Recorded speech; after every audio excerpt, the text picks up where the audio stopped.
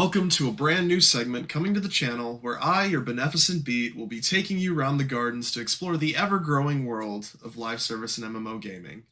Today I will be covering the recent Blizzard news, the end of Season 1 of Destiny, and the future of Star Wars The Old Republic. So in Blizzard news, Blizzard, despite being the black sheep of the gaming industry at the moment, has been firing on all cylinders. Between the new season of Overwatch, the increased content production cycle for World of Warcraft, and Diablo 4's active participation with the community and changes based on feedback, I think that Blizzard is in a strong position to earn back some of the fanfare that they've had in the past. To delve further into it, there were complaints about balance between classes, and they've already started to address it with a range of class tweaks. Unfortunately, it doesn't look like they care that druids are dog water, but they know a lot more about the state of their game than I do, so I'll give them the benefit of the doubt on that one, at least until it releases. Complaints about backtracking in dungeons has been addressed as well, with the enemies now seeking you out once they've reached a certain population. While I'm sad about Necromancer nerfs, I'll have to see how it shakes out. Not in the final release, but in the surprise Server Slam event, starting May 12th at 12 p.m. and going through May 14th at 12 p.m. I'll be streaming on the Beneficent Beet channel on Twitch and Beatdown on YouTube, so stop in. Moving on to less fortuitous news, Destiny 2 is continuing to disappoint in every way it can. Consider this my review of Lightfall. Lightfall was horrendous. Outside of the fun of Strand, the story, the activities, and some of the weapons are completely useless, not fun, and completely disengaging. In other words, my disappointment is immeasurable, and my year is ruined.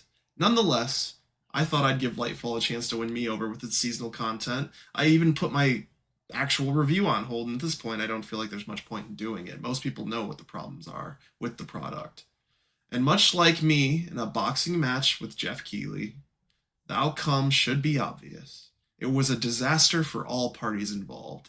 Despite some huge consequences for a fan favorite character, the content model of go do road activity, kill 3-bar boss, talk to story NPC number 6 is worn all the way out.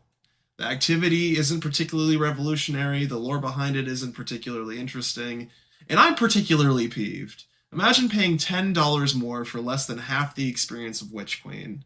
Bungie needs to get its act together and produce better content for the community at large. There is no excuse for the penultimate chapter in the Dark vs. Light saga to be this disengaging, this lazy, and this hackneyed. As a Destiny stan, it's sad to say I don't recommend jumping in at this point.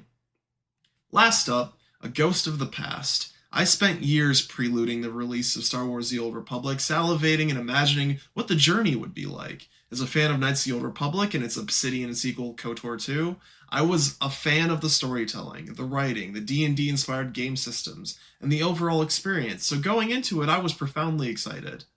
I've been a lifelong Star Wars fan. I was raised on the original trilogy, so needless to say, any chance I get to play in that sandbox is always a solid prospect for me.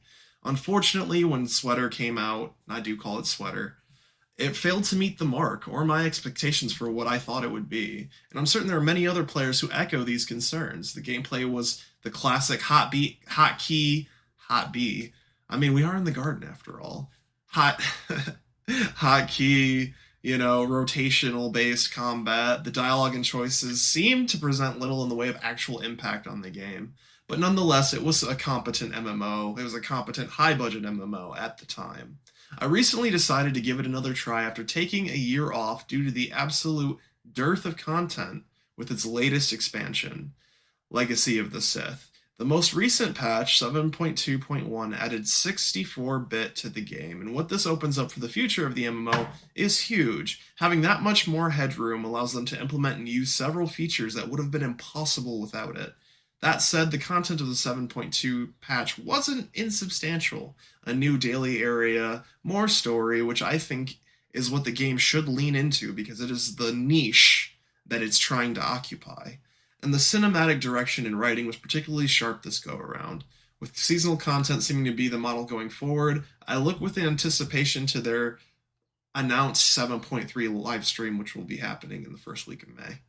Depending on the contents of what's announced and the projected cadence, maybe we'll get a roadmap, I could see myself actually committing to coming back, despite the fact that Final Fantasy 14 by every metric is much better. I mean, it is the game to beat. I would say that 14 is the World of Warcraft of the Common Era, despite the fact that numbers may not necessarily bear that out. As far as player sentiment goes and player satisfaction and the reverence that people have for Yoshi P, I, how can you compete with that? Blizzard has nothing close to that amount of goodwill right now, especially with everything that they've been through.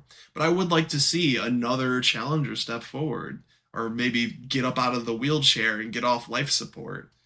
Because there's a talented team working on this game. They are passionate about it.